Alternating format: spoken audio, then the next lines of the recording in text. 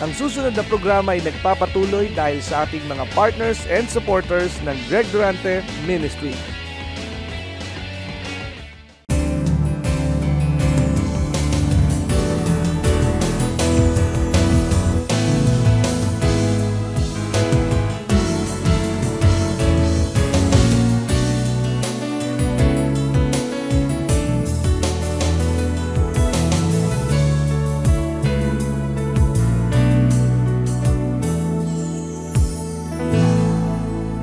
Kapag ikaw po ay nahihirapan sa iyong problema, worship Him. Kapag ikaw ay nawawalanan ng tiwala sa iyong sarili, worship Him. Kapag tumitindi ang kirot sa iyong katawan, worship Him. Gamitin po natin ang lahat na nangyayari sa atin para Siya ay sambahin. Dahil alam ng Diyos ang Kanyang ginagawa sa iyo at sa akin. Alam ng Diyos kung kailan Niya pauulanin. At kaya niyang tuyuin ang buong karagatan at alisan ng tubig ito kung kinakailangan. Kaya niyang alisin ang mga barkong pandigma ng China kung kinakailangan. Pero kailangan tayo sumamba sa Kanya ng totoo. Amen? So ang hihipuin mo ay ang puso ng Diyos. Huwag ang bisig. Hayaan mong siyang masunod kung kailan niya iuunat ang kanyang bisig sapagkat ang kanyang bisig ang magpapala at magpuprotekta sa iyo at sa akin. But first, touch the heart of God. Amen? Alam mo kung ikaw po ay nakatuon ng lubusan sa Panginoong Hesukristo, ang lahat po ng suliranin ay magiging anino na lang. Amen po ba? Kaya marami po ang hindi umuunlad dahil napipigilan sila ng kanilang suliranin at ang naalaala nila ay yung kanilang hindi nagawa at ibig kamtin. Wag mo na pong pag-isipan yon.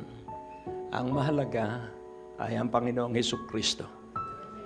At pag nahipo mo ang puso ng Panginoong Hesukristo, iunat niya ang kanyang mapagpalang kamay. Amen? Kaya nga ang sabi ng alipin ni Abraham, siya'y nanalangin ng ganito, O Lord God of my master Abraham, give me success because my master is faithful to you. Yun po ay lumang tipan. At siya'y walang takot kahit hindi niya alam yung lugar na pupuntahan para ikuha ng mapapangasawa si Isaac. Sapagkat laging ang salita ng Diyos, Go, for I have sent an angel before you. Amen? Kaya kapag sumunod ka sa ipinagagawa ng Diyos, yung anghel niya ay nasa daraanan mo na. You are mightily protected as you obey. Amen po ba? Pero sa bagong tipan, Lord, Father, give me success. Give me miracles in the name of Jesus. Amen po ba? Hindi na si Abraham, si Jesus na. At mas makapangyarihan po si Jesus kaysa kay Abraham. Kaya nais ko pong ipaunawa sa inyo ngayong gabi na ang gabing ito'y kaiba. Pagkagising mo sa umaga, pagkasamba mo sa Diyos, sabihin mo, give me success for today. Bigyan mo ako ng tagumpay sa araw na ito. At ito ang sasabihin ko po sa iyo. Ibibigay sa iyo yan ng Diyos. Hallelujah. Ang Diyos po ay napakabuti. The reason that I live is to worship you. Po ba'y naniniwala na buhay ang ating Diyos? Po ba'y naniniwala na may nakahandang pagpapala ang Diyos ngayong gabi? Kaya malakas ang ulan para makita ang tunay na pananampalataya. Huwag mong kalilimutan, hindi ka asin. Sabihin mo sa iyong katabi, hindi ka asin. Hindi ka malulusaw ng ulan. Amen? At sabihin mo ang pangalawang katotohanan, hindi ka sisipunin sapagkat hindi ka manok. Amen? Ika'y espesyal na nilikha ng Diyos para sa Kanya. Kaya nga kung sakali man na magkaroon man ng anumang mga hadlang sa pagpunta mo rito, lumundag ka at lampasan mo ang mga hadlang sapagkat sa bawat makararating dito, merong nakatakdang pagpapalang iyong kakamtin. Sabihin mo sa iyong katabi, pag ginusto ng Diyos at ginusto mo ang ibig ng Diyos, walang makahahadlang sa iyo. Amen? Maalis ang kaduwagan sa iyo. Maalis ang pagkakimi sa iyo. At magiging kang napakatapang sapagkat espiritu ng katapangan ang nasa iyo. Amen? Ang Diyos po ay napakabuti. Kaya habang ako'y dumaraan sa kabiguan, lalo akong tumatapang. Habang ako'y nalulugi, lalo akong tumatapang. Kaya laging tandaan mo, ang matatapang ay mag-iisa. Pero darami ang makakasama niya, puro matatapang na. Amen? Amen! The reason that you live is Him. So, bumati ka sa 12 tao at sabihin mo, ako'y mabubuhay na sasambahin ko siya. Sige po, 12 tao, bilangin mo ang 12 tao. Sabihin mo, ako'y mabubuhay, sasambahin ko siya. Ako'y mabubuhay, sasambahin ko siya. I will live to worship Him. Ako'y mabubuhay, sasambahin ko siya.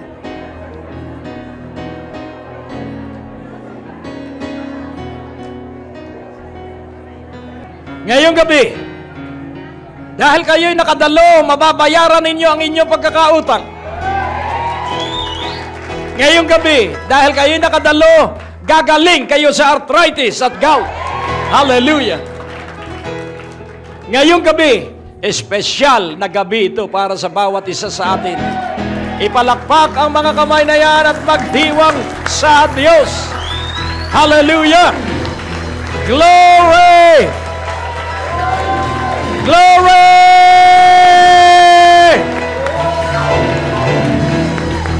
More rain of blessings, oh God! Oh Lord! More rain of blessings!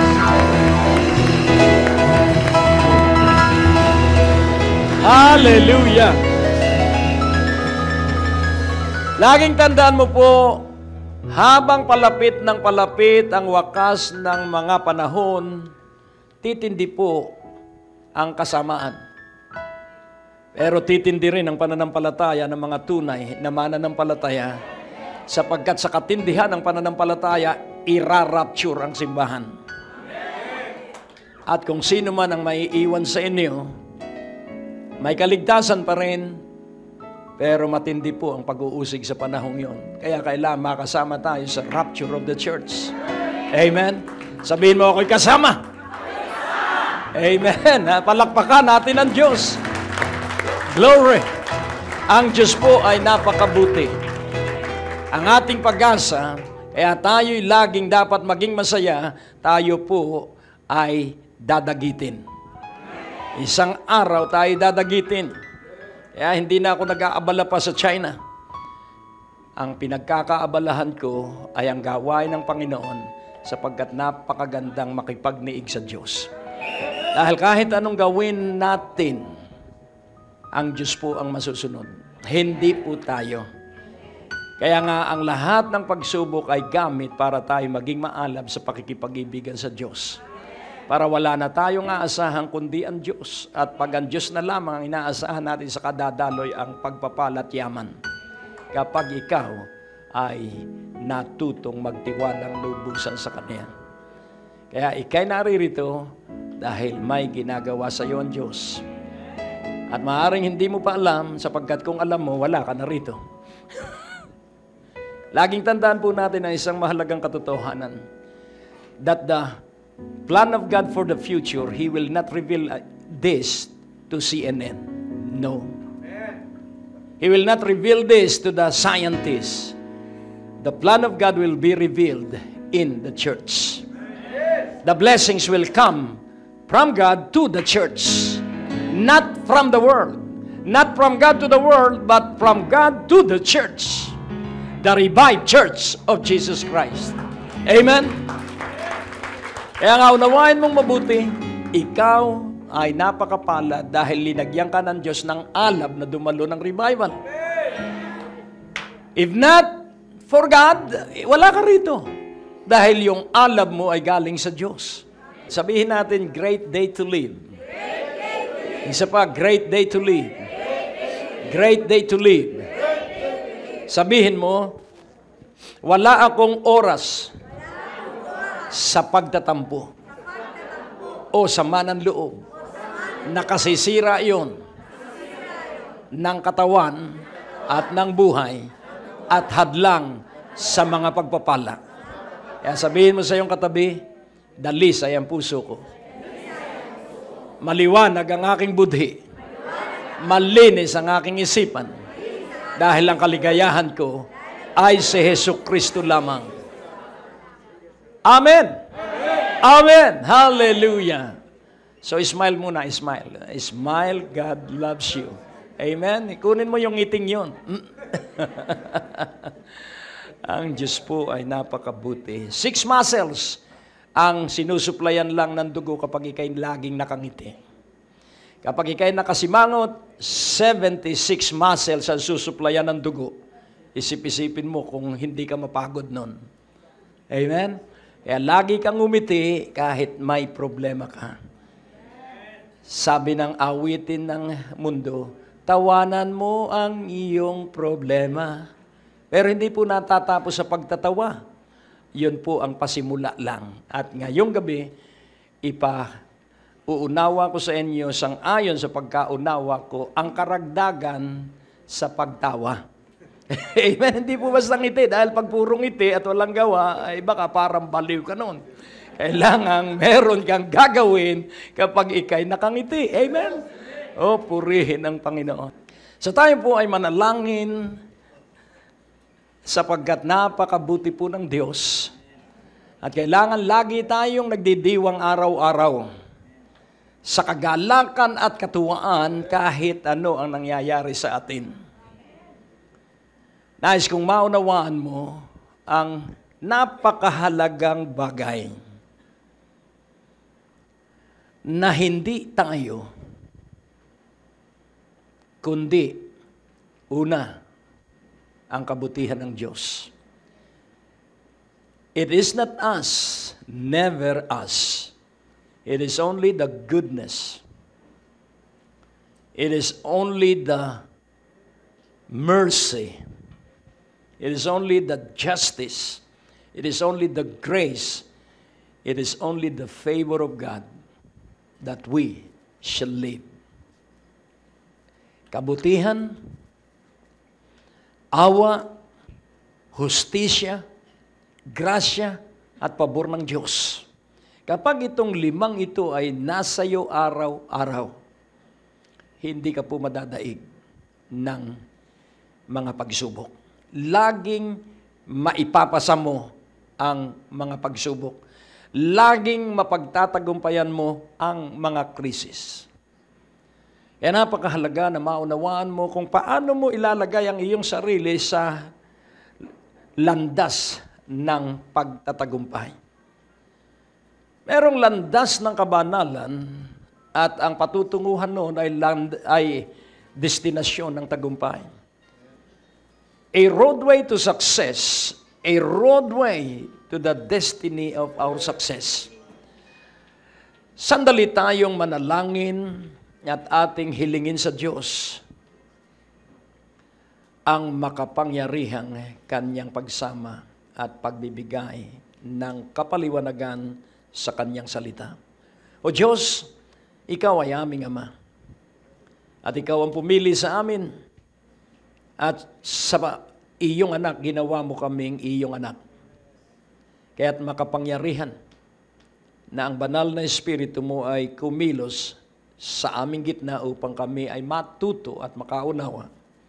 Sa gayon, uunlad ang aming pagkakilala sa iyo. Sa pangalan ni Jesus, at ang bawat isa ay nagsabi ng Amen. Ang Diyos po ay napakabuti. Sabihin mo sa iyong sarili, ang Diyos ay napakabuti sa akin. So God will give you success. Nais kong iyong maunawaan na gusto ng Diyos na ikaw ay laging magtagumpay sapagkat ikaw ay higit pa sa mananagumpay. So, paano mangyayari na ikaw ay magiging higit pa sa mananagumpay? Sa Jude 1:21. Nais kong maunawaan ninyo kung ano ang mga dapat natin gawin upang matanggap natin ang pinakamagandang pagpapalang nasa atin na at daladala natin araw at gabi. Kaya nais kong inyong maunawaan ang kadakila at kagandahan ng Diyos. Keep yourselves in the love of God, looking for the mercy of our Lord Jesus Christ unto eternal life. So pansinin po natin, atin pong, para ito'y maunawaan, basahin nating pabalik. Unto eternal life. So, ito po ang layunin. Ito po yung destinasyon. Ito po yung goal. So, paano sasayo ang buhay na walang hanggan? Sa pamamagitan ni Jesucristo, nasa atin ang buhay na walang hanggan. At paano ang buhay na walang hanggan ay walang hanggang sa atin? Keep yourselves in the love of God. So, yun ang unang gagawin, panatilihin mo ang iyong sarili sa pag-ibig ng Diyos. Pangalawang gagawin, looking for the mercy of our Lord Jesus Christ. Hanggang kailan natin titingnan at aasahan ang awa ng Diyos sa pamamagitan ng Panginoong Jesucristo hanggang sa buhay na walang hanggan. At kailan nagsimula ang buhay na walang hanggan? Nung tanggapin natin si Jesucristong ating sariling tagapagligtas at Panginoon. Kaya't ikaw at ako ay ginantimpalaan na at ang ating gantimpala ay ang buhay na walang hanggan. Kaya hindi ka dapat mabuhay sa malamyang pananampalataya dahil nasa iyo ang buhay na walang hanggan. Ano pa ang iyong hihingin ay nasa iyo na ang buhay na walang hanggan. At sa buhay na walang hanggan, nandun ang mga biyaya at pagpapala. Kaya marami ang napapahamak sapagkat sila ay humihingi ng mga bagay na nasa kanila na. Alam mo ba na ikay pinagpala na ng hustuhan at lubusan? At ang pinakamagandang pagpapala ng bawat isa sa atin, ang Diyos ang ating mahusay na pagpapala at tanggulan. Amen po ba? Nasa atin na ang Diyos, ano pa ang iyong hihingin? Amen po ba? Ang ating katawan ay damit ng banal na Espiritu. The Holy Spirit's clothing is our body. Wow! Naunawaan mo po ba yan? Ang banal na Espiritu nasa iyo. Ang kapangyarihan kumikilos sa iyong kalooban. Ano yung kapangyarihan yun? Si Jesucristong nasa iyong puso at ang banal na Espiritong nasa iyong kaluluwa. Kaya kapag ikaw ay natatakot pa rin, kapag ikaw ay mahiyain pa rin, kapag ikaw ay maramdamin pa rin, kapag ikaw ay matampuhin pa rin, sinasayang mo yung buhay na walang hanggan na nasa iyo. Hello? Keep yourselves in the love of God, looking for the mercy of our Lord Jesus Christ unto eternal life. Kaya napakahalagang maunawaan mo at huwag mong lilimutin araw at gabi that great lovers are great waiters. Great lovers are great waiters. Kung dakila ang pag-ibig mo sapagkat dakila ang pag-ibig ng Diyos. At yung dakilang pag-ibig ng Diyos sa iyo at sa akin ang siyang dakilang pag-ibig na ibabalik natin sa Kanya. Kailan niya tayo inibig? Nung tayo ay makasalanan pa. Nung tayo ay pangit pa ang ugali. Siya namatay para sa makasalanan, hindi para sa mabuti. So He is the great lover. For God so loved the world that He gave His only begotten Son. He gave His precious possession. He gave His only begotten Son. Kailangang marindi ka dito sa katotohanan ito. Ang hinihingi mo lang ay pambayad sa tuition. Ang hinihingi mo lang ay pampatayo ng bahay. And you are so engrossed with that small material need. You have everything in Jesus. Kaya kung ikaw lamay magsesentro kay Yesu Kristo, dadaloy ang lahat ng pinansyal mong pangangailangan. Great lovers are great waiters. But for those who wait upon the Lord, they shall mount up with wings like that of eagles. They shall run and not be weary. They shall walk, they shall not faint. And nais kong inyong maunawaan that your body is the clothing of the Holy Spirit. And the Holy Spirit is the one who produces joy, love, joy, peace.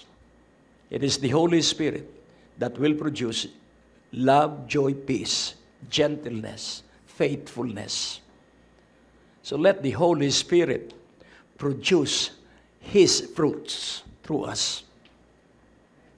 And how shall we let the Holy Spirit produce His fruits? By right attitude. Amen po ba? And nais kong inyong maunawaan na isa po ang uri ng buhay. Iisa po ang uri ng buhay. At iisa ang uri ng pamumuhay. At gusto ng Diyos na tayo nakakasiya sa Kanya. God desires that He will receive pleasure from us. He created us for His pleasure. Sa Revelation 4:11, ipakikita ko po kung bakit tayo nilikha. So great lovers are great waiters. Thou art worthy, O Lord, to receive glory and honor and power. For thou hast created all things, and for thy pleasure they are and were created. Tayo po ay kasama dun sa created all things. So, dahil kasama tayo dun sa lahat ng kanyang linikha o ginawa, at para saan yung lahat ng kanyang linikha? Para sa kanyang kasiyahan. Amen? So what is the pleasure of God? The pleasure of God is to have His children in order for Him to extend all His goodness. God desires to give His goodness. Kasiyahan ng Diyos na ikaw at ako'y pagpalain. Kasiyahan ng Diyos na ikaw at ako'y bigyan ng kalusugan. So it is the glory of God to be known as the great and mighty good God. Gusto ng Diyos na siya'y makilala na siya'y dakil at napakabuting Diyos. It is an honor for God to heal us. It is an honor for God to bless us financially. Hallelujah. And when He blesses us, it is a demonstration of His power, of His ability, na kaya kanyang tustusan, na kaya kanyang pagpalain, kaya kanyang bigyan ng lahat ng biyayang kailangan mo sa iyong buhay. Pero kailangan paniwalaan mo ito. At upang paniwalaan natin ito, kailangang mabuhay tayo sa tamang pamumuhay at kailangang maunawa natin kung paano tayo mamumuhay sa tamang buhay. Kung ikaw ay hanggang ngayon, ay ang iniisip pa rin ay kung paano magkakapera. Darating po yung pagkakaroon ng pera. Pero kailangan mo nang matuklasan mo kung ano ang iyong uri ng pamumuhay na dapat na isabuhay. Ano ang uri? Iisa ang uri ng buhay. There is only one way of life. So we were created to give pleasure to God. And how shall we give pleasure to God? Sa Romans 14:23, ipakikita ko lamang po sa inyo ang mahalagang katotohanan. And he that doubteth is dumb if he eats, Because he eateth not of faith. For whatsoever is not of faith is, anumang iyong gagawin na hindi ang batay ay pananalig ay kasalanan. Kaya kailangan pag ikaw ay lumalakad, paniwalaan mo kahit may kirot ang iyong katawan na sa mga latay na Jesucristo, ikay pinagaling. Kahit na wala kang pera, iyong panaligan na ang pera ay nasa sayo kahit wala pa. That is faith. Faith is believing in nothing.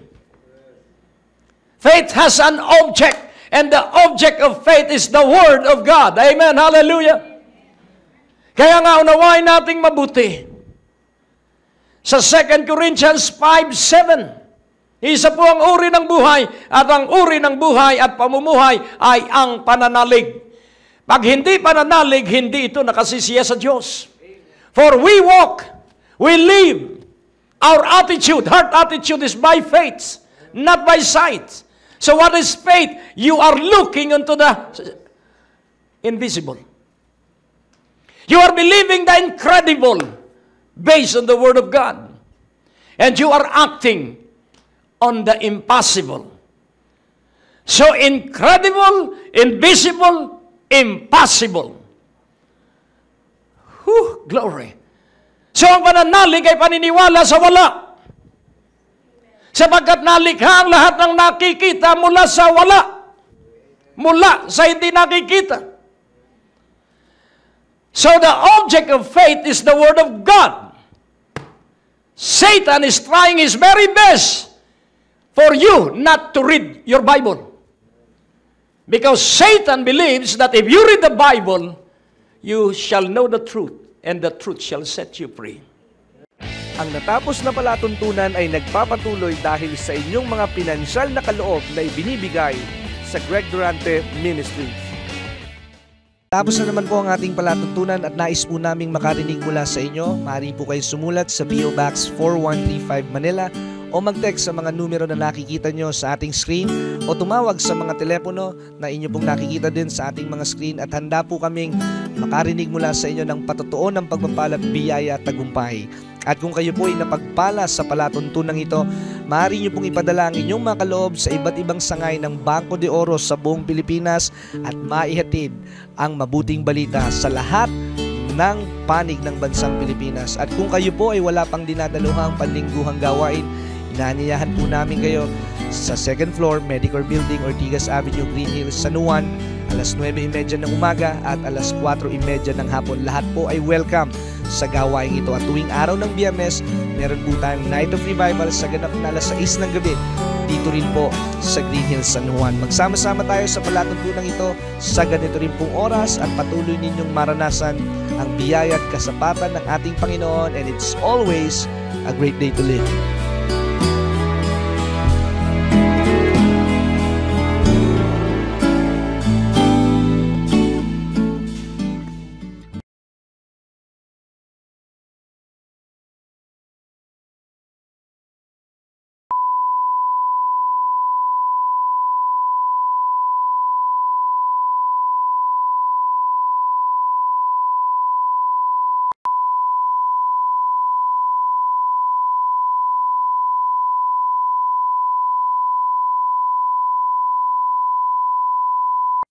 Ang susunod na programa ay nagpapatuloy dahil sa ating mga partners and supporters ng Greg Durante Ministry.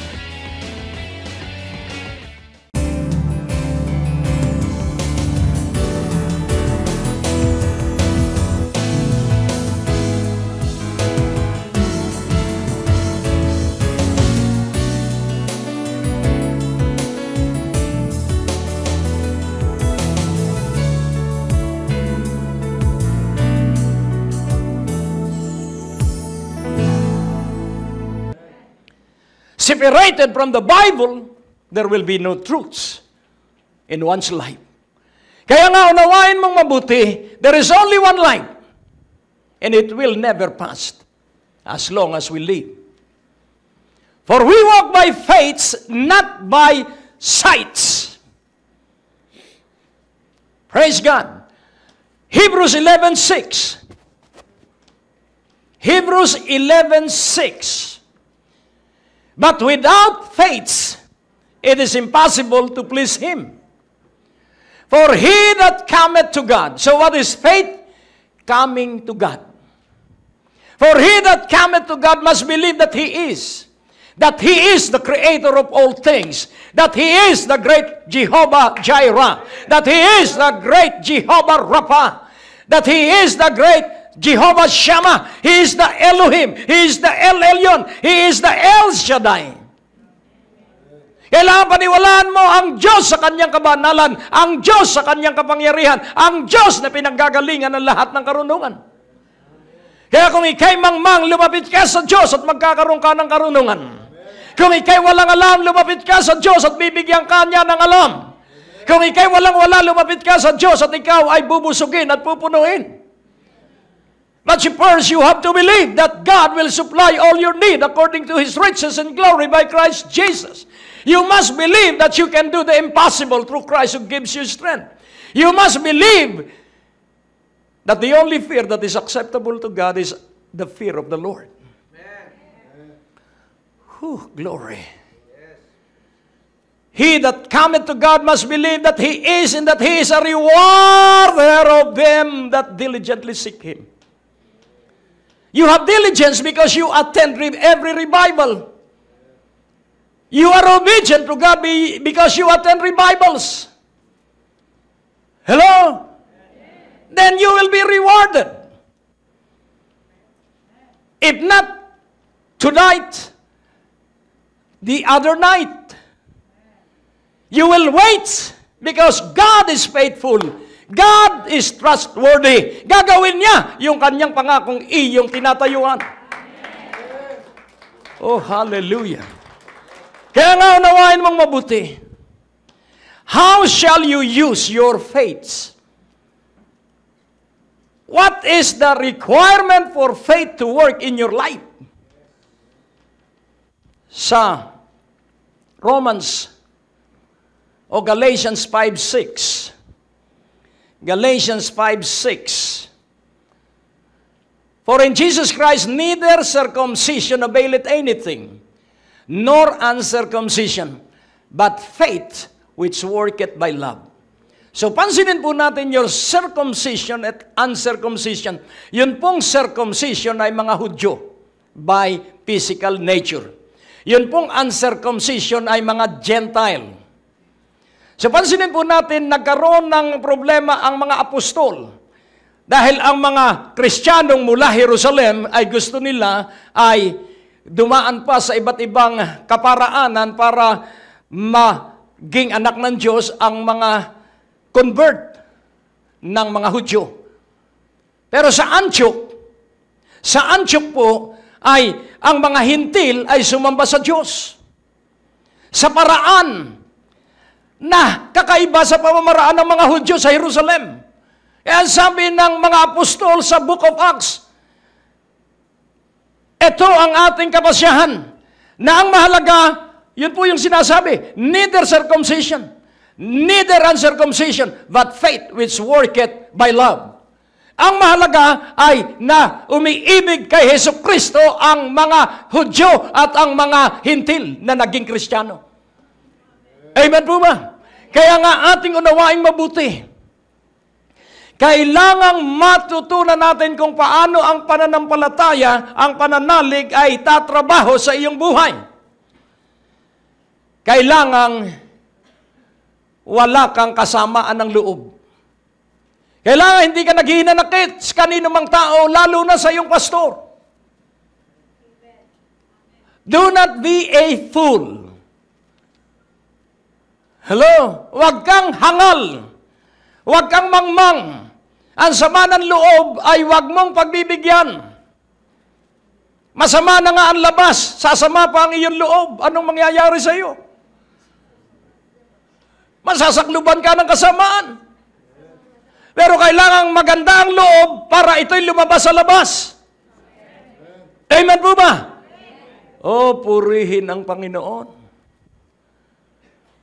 So, alam na natin kung paano tatrabaho ang pananalig.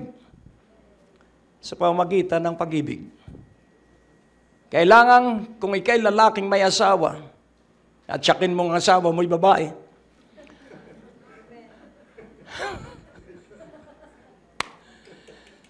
ang sabi ng Diyos sa propetang si Malakyas, sabihin mo sa aking bayan, kinamumuhian ko ang paghihiwalay. I hate divorce. Sabihin mo sa aking bayan, ang lalaki iibigin ang kanyang asawang babae. Sapagkat kapag ang lalaki ay hindi inibig ang kanyang asawang babae, ang kalaban niya ay ang Diyos. Kaya kung hindi ka iniibig ng iyong asawa, ilagay mo na lang siya sa kamay ng Diyos. Purihin ang Panginoon. At ano ang layunin ng Diyos? Bakit ibig ng Diyos na ang mag-asawa ay nag-iibigan? Partikular na ang lalaki. Para magkaroon sila ng anak na may takot sa Diyos. Para sila ay magkaroon ng anak na susunod sa mga tuntunin ng Diyos. Ang layunin ng Diyos ay magkaroon ng sarili niyang bayan, sarili niyang mga tao na kanyang bubusugin, na kanyang papadparan ng lahat ng pagpapala at kanyang puprotektahan sa anumang dako ng buong sangnilikha. God is very good. Hallelujah. God is so kind, very kind. Hallelujah. Kaya nga iyong unawain, anuman ang iyong kalagayan, basta tandaan mo, yan ang dapat mong kalagayan. Huwag mong ikalungkot kung hindi mo natapos yung iyong mga pangarap sapagkat gusto ng Diyos na ikay ganyan. Hello? Praise the Lord. Hallelujah. Kaya nga iisang uri ng pamumuhay, pananalig. And the object of faith is the Word of God. There is an object, the Word of God. And there is an environment for faith to prosper. Meron pong kapaligiran na dapat na iyong pagkalagyan para ang pananalig ay umunlad sa iyong buhay. Ang Diyos po ay napakabuti. Huwag mong kalilimutan na ang Diyos ay napakabuti at hindi niya ibig na ikay nagdarahop. Hindi niya ibig na ikaw ay may kirot sa katawan. Hindi niya ibig, hindi niya matagalan na ikay nakikitang naghihirap sa kirot na iyong nararamdaman. Pero nais kong inyong maunawaan. If you will only use every test and trials to know more of Him, to grow deeper and be rooted in the truths.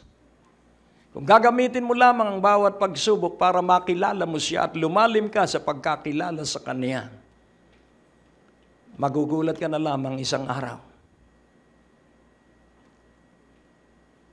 Si Moses at si Aaron ay hindi pinahintulutan ng Diyos na pumasok sa lupang pangako. Sila'y tapat sa Diyos. Pero hindi sila pinagkalooban na makapasok. At ang tanging nakapasok sa kanilang edad ay tanging si Joshua. Hello. Kaya nga unawain po natin, kapag ikaw ay nakarating na sa lupang pangako at ang lupang pangako ay ang Panginoong Hesukristo. Kapag ikaw ay nasa Panginoong Hesukristo, mararanasan mo ang kapahingahan. Kaya by faith, you will reach the rest that God planned for all of us. Kaya sabi ng Panginoon, "Come unto me, all you who labor and are heavily laden, and I will give you rest. Learn of me, for I am meek and humble of heart, and you shall find rest for your soul. Take my yoke upon you, and learn of me, for I am meek and humble of heart." So what is the yoke? Meekness and humility.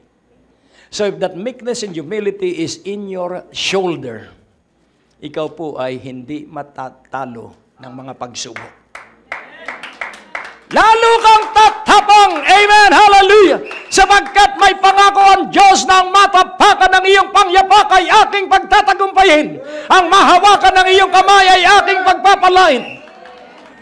So faith has an object, and the object of faith is the Word of God. And if you hold on to the Word of God, if you stand on the Word of God, because great lovers are great waiters. Basta wag kang masisinda kahit ano ang nangyayari. Sabihin mo, more, Lord, more, so that I can praise you more. I can thank you more. I will pray without ceasing. Ang Diyos po ay napakabuti. Amen. At ang inihahanda sa iyo, hindi mo kayang bilangin. Ang inihahanda sa iyo ay yung matutulala ka sa sobrang panggigilalas. Kaya wag mo nang pag-aksayahan pa ng panahon yung ichinichismis ka. Bayaan mo lang, libre advertisement. Hello? Sapagkat mapapatunayan ng mga pinagchismisan na kasinungalingan pala yung ichinichismis laban sa iyo. Kaya ang mahalaga ay ikaw ay tapat at totoo sa harapan ng Diyos at ikay nangungunyapit sa Diyos at ikay taimtim na naglilingkod sa Diyos. Ang Diyos po ay sa panig natin. Ang Diyos po ang makikipaglaban sa ating labanan at siya ang susupil sa mga kaaway nating lihim. Tingnan mo sa iyong katabi kung siya yon. Ang Diyos po ay napakabuti. Oh, talagang Diyos lamang po. The just shall live by faith sa panahon ni Habakuk. Sa panahon ng Book of Romans, the just shall live by faith. Sa panahon ng mga Hebreo, the just shall live by faith. Sa panahon po ng mga Romano, ang Ebanghelyo ipinangangaral. Sa panahon po ng mga Hebreo, idinikri ng pamahalaan ng Roma na ang lahat ng Kristiyano ay ipalalapa sa mga hayop. Kaya nagkaroon ng chapter 10 ng Book of Hebrews. At titingnan kung sila'y mabubuhay sa pananalig. Kailan po effective ang pananalig? Sa panahon na walang-wala. Sa panahon ay dinadaan tayo sa pagsubok. Sa panahon na tayo inuusig. Sa panahon na tayo napipighati. Doon po tatrabaho ang pananalig. At yung pananalig na yan ay makapangyarihan. At magkakaroon ka ng karanasan na hindi mo ipagpapalit sa anumang kayamanan. Sapagkat kapag ikaw ay nasumpungan ng Diyos, dadalhin ka sa TBN. Hallelujah. Kapag nahipo mo ang puso ng Diyos, dadalhin ka sa buong daigdig. At laging tandaan mo, pag sumunod ka sa ipinagagawa sa iyo ng Diyos, ang sabi ng mga Israelita, Lord, we will obey your commandments. As Moses commanded us to do your commandment, we will obey Moses. So if you will obey your pastor, God will bless you. Amen! Hallelujah! Ang Diyos po ay napakabuti. Sabihin mo sa iyong katabi, ang Diyos ay napakabuti. Kaya nga unawain mong mabuti. Hindi ba kayang ikaw ay bigyan ng Diyos ng mga pagpapala? O kay liit naman ang pananalig ninyo? Kayang-kaya mo. Hello, hindi ni Lord. Sapagkat kapag ikay nanindigan sa pananalig, ikaw ang kikilos at ang Diyos ang magtatapos. Amen. Dalawang hakbang mo, ang Diyos ang magtatapos ng lahat ng mga hakbang. Kayang-kaya mo sa kapangyarihan ni Jesucristo. Amen. I can do all things through Christ who gives me strength. The joy of the Lord is my The joy of the Lord is mine. So it's not diet. Amen. It's not sound asleep. It is the joy of the Lord. It is always the joy of the Lord. Oh, purihin ng Panginoon. Kaya marami pong Kristiyano, hindi ako mag-overnight. Unahin ko muna yung transaksyon ko bukas. Kadalasan nawawala yung transaksyon. Dahil hindi inuna ang iniutos ng pastor. Pero gusto naman ng pagpapala. Pero ayaw ng sakripisyo. Gusto ng benepisyo, ayaw naman ng sakripisyo. Kaya nga unawain mong mabuti. The goodness of the Lord is with you. Amen?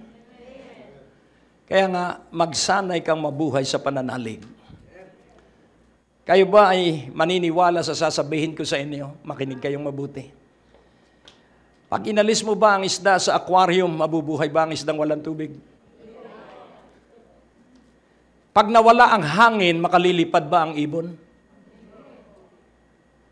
Tandaan mo po, ang eroplano, bakit po ba ay lumilipad ay ilang libong tonelada yung eroplano. Ano ang nagpapalipad sa eroplano? Yung pakpak. Hindi po, yung makina. Yung propeller po ang nagkikreate ng turbulence, enough turbulence to create suction lift. Dahil ang hangin po, yan po ay vacuum space. Kaya palalakasin po yung, kita mo, ang maganda lang sa eroplano, take off at touchdown.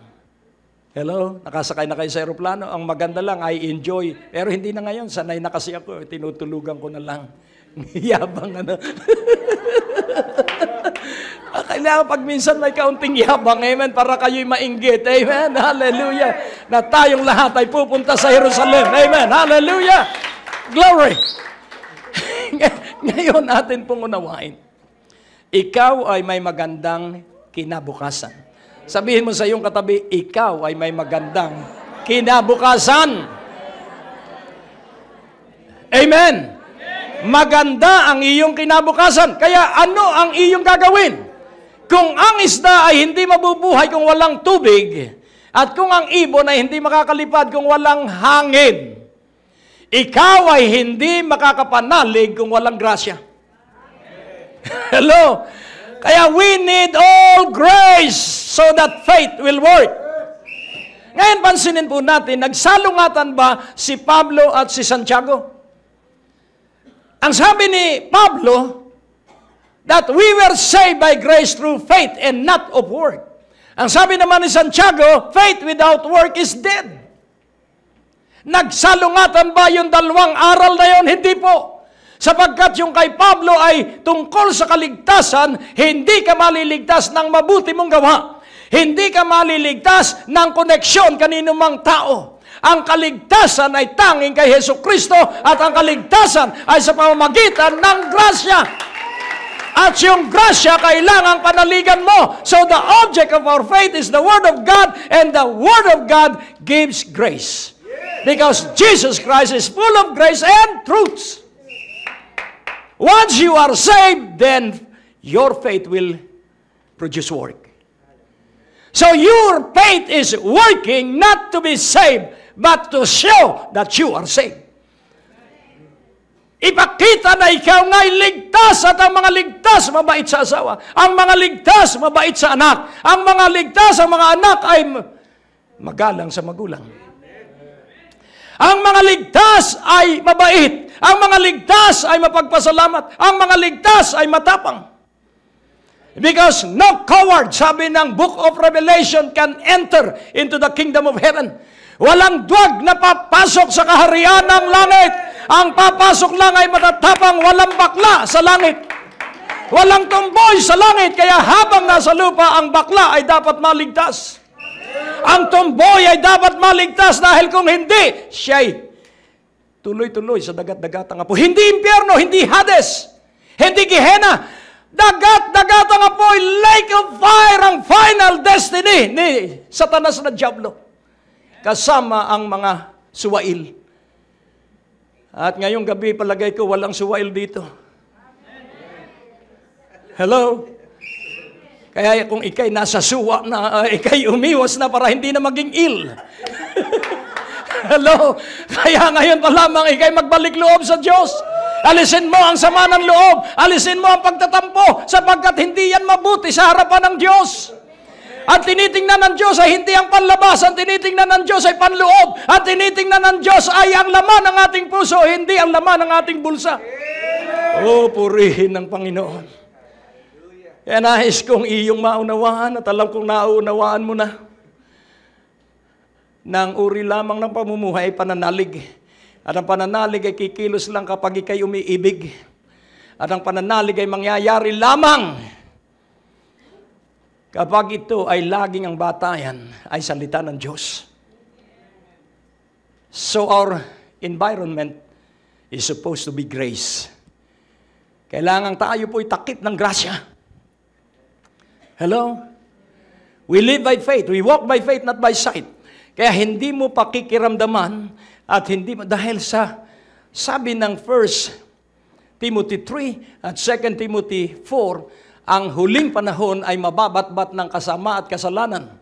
Pero hindi ka dapat maaburido doon sa nangyayari sa kapaligiran. Ako'y nagtataka at napakaraming Kristiyanong takot na makuha ang Panatag Island. Kaya nga tinawag na panatag yun, walang pwedeng makaagaw doon sapagkat ito ay atin. Amen? Hindi na natuto ang mga Pilipino at mga Kristiyano. Hindi nyo ba alam na nawala ang US bases? Hindi sa pamamagitan ng pagrarally ng mga Pilipino, ito'y inalis na kusa ng Diyos. Kaya yung mga destroyer na yon ng mga incheck, i-alisin din ng Diyos.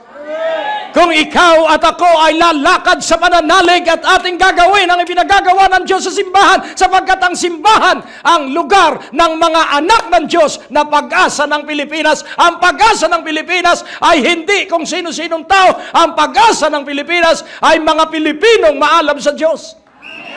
Oh, purihin ang Panginoon. Kaya nga unawain mong mabuti. Sa Hebrews 12, verse 1, so the atmosphere is supposed to be grace. Sa Hebrews 12:1, wherefore seeing we also are compassed about with so great a cloud of witnesses. So saan po nandun ang cloud? Nasa lupa o nasa itaas? Sa itaas dahil cloud. So wherefore seeing we also are compassed about. Yung compass ay napapaligiran. Tayo'y napapaligiran ng mga taong naghihintay kung ano ang ating buhay. Ano ba yung mga dumadalo ng revival? Ikaw ba ay makakatisod o ikaw ay makakahikayat? Alin sa dalawa, nakakatisod ka o nakakahikayat ka? Nawa.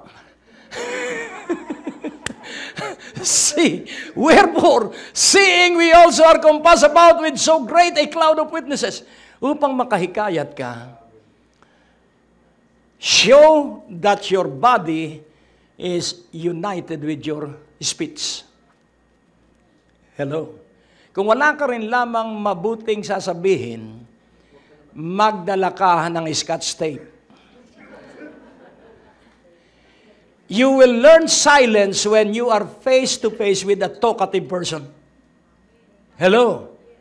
Matututo kang manahimik kapag madaldal ang iyong kaharap. Hayaan mo lang sila magkukwento at malantad yung lahat ng kanilang mga, at makikita mo, ang liit pala ng naabot nito sa buhay. Pero ang malalim ang karanasan sa Diyos, tahimik. Ang maingay na tubig ay malalim. Yan po ba ang kasabihan? Mababaw ang maingay na tubig. Kaya ang taong maingay, kakaunti ang alam. Pero ang taong tahimik, at meron ding tahimik na bobo, akala mo'y maraming alam. Yun po ang sabi ng kawikaan, to put a balance. Amen? Kailangang manahimik ka dahil marami kang alam. Kaya mahirap namang nananahimik ka at pagkatalikod na, ang bihira, kung alam ko lang yun, kanina Kaya nais kong iyong unawain na napakaganda po ng ating pananampalataya. Amen? So, tayo po'y napapaligiran ng napakaraming saksi. Kaya ba'y naniniwala na yung mga namatay ay buhay? So, matagal na pag-aaral yan dahil marami ang hindi naniniwala. Sapagkat ang paniniwala ng iba, ang namatay, pag namatay, nasa hukay, yun po ang lumang tipan. Hello? Kaya kung makikita mo, pag namatay ang tao sa lumang tipan, sila'y papunta na sa Sion. Pero sa bagong tipan, kapag ikay namatay, dalawa po ang ating kamatayan. Ang unang kamatayan natin ay nung makasama tayo ng Diyos sa pagkapako niya sa krus. That is our first death. And He was resurrected, and in His resurrection, we are together with Him. Kaya ang mamamatay na lang sa atin ay ang ating katawang lupa. Sapagkat ang alabok ay babalik sa alabok. Pero ang Espiritu, dito po maraming hindi naniniwala. Ang Espiritu ay binuhay ng Panginoong Hesukristo. Lahat ng nakay Hesukristo, buhay na ang kanyang Espiritu. sapagkat si Hesus Kristo ang tinapay ng buhay. Si Hesus Kristo ang bunga ng puno ng buhay. Kaya kapag kinain mo ang bunga ng punong ng buhay, ikaw ay walang hanggan ang buhay, at ang walang hanggang buhay, ang unang katibayan, gustong-gusto mo sa Hesus Kristo, gustong-gusto mo ang Ama, at laging nakikipag-usap ka sa Ama at sa Anak, sapagkat nasa iyo ang buhay na walang hanggan. What is eternal life? Eternal life is to believe the Father and the Son. Kaya ang sabi ng Panginoon, you believe in God, believe also in me. And eternal life is believing God and the Father. So if you continue on believing God and the Father, and it is only the Holy Spirit that will teach us how to believe. Kaya our body is the clothing of the Holy Spirit, because the Holy Spirit will dictate upon our spirit. The Holy Spirit will reveal all truths. The Holy Spirit will bring us to all truths about the future. Our future is in the mind of God. Amen. Our times are in the hand of God. Our whole being is in the hand of God. We are in the hand of the Father and in the Son, because the Father and the Son, they are one. Kaya kung ito'y maunawaan mo, ang mga nakasaksi na nasa ating paligid ay pumapalakpak. Amen po ba? At sila'y pumapalakpak, kapiraso na lang, at yan na ang iyong pagpapala. Huwag kang titigil, huwag kang magbabackslide, kapiraso na lang, ilang kilometro na lang, andyan ka na, malapit ka na sa biyaya at pagpapala, dalo ka lang ng dalo ng revival. Ang natapos na palatuntunan ay nagpapatuloy dahil sa inyong mga pinansyal na kaloob na ibinibigay sa Greg Durante Ministries. Tapos na naman po ang ating palatuntunan at nais po naming makarinig mula sa inyo. Maaari po kayo sumulat sa PO Box 4135 Manila o mag-text sa mga numero na nakikita nyo sa ating screen o tumawag sa mga telepono na inyo pong nakikita din sa ating mga screen, at handa po kaming makarinig mula sa inyo ng patotoo ng pagpapala at biyaya at tagumpay. At kung kayo po ay napagpala sa palatuntunan ito, maaari nyo pong ipadala ang inyong mga kaloob sa iba't ibang sangay ng Bangko de Oro sa buong Pilipinas at maihatid ang mabuting balita sa lahat ng panig ng bansang Pilipinas. At kung kayo po ay wala pang dinadaluhang panlingguhang gawain, inaanyayahan po namin kayo sa 2nd floor, Medicare Building, Ortigas Avenue, Green Hills, San Juan, alas 9:30 ng umaga at alas 4:30 ng hapon. Lahat po ay welcome sa gawain ito. At tuwing araw ng Biyernes, meron po tayong Night of Revival sa ganap na alas 6 ng gabi dito rin po sa Green Hills, San Juan. Magsama-sama tayo sa palatuntunan ito sa ganito rin pong oras at patuloy ninyong maranasan ang biyaya at kasapatan ng ating Panginoon, and it's always a great day to live.